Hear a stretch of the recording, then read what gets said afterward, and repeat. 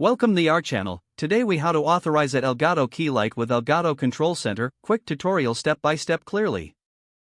To start, ensure you have the Elgato Control Center installed on your computer. Open the Elgato Control Center application. Make sure your Elgato Key Light is powered on. Check that your key light is connected to the same Wi-Fi network as your computer. In the Elgato Control Center, look for that Add Device button. Click on that Add Device button to initiate the search for your key light. Wait a moment while the application searches for available devices. Once the key light appears on the list, select it. Click the Authorize button to begin the authorization process. Follow the on-screen prompts to complete the authorization. You may be asked to enter a password for your Wi-Fi network if not already saved. After successful authorization, your key light should now be connected. You can now control your key light through the Elgato Control Center.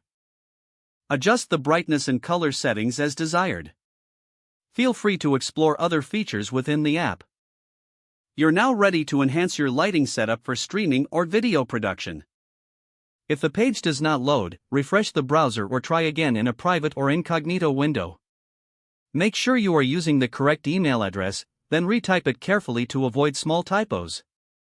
If your password is not accepted, use the reset option and create a new strong password you can remember. Check your spam folder for verification or security emails, then complete any requested confirmation steps. Enable two-factor authentication if available to improve account security and reduce unauthorized access risk. After signing in, review your profile details so your contact information and settings are accurate and current. If you see an error message, note it down and try again after restarting your device and internet connection. Log out when you finish, especially on shared devices, to keep your account and payment information secure. If the page does not load, refresh the browser or try again in a private or incognito window. Make sure you are using the correct email address, then retype it carefully to avoid small typos. If your password is not accepted, use the reset option and create a new strong password you can remember.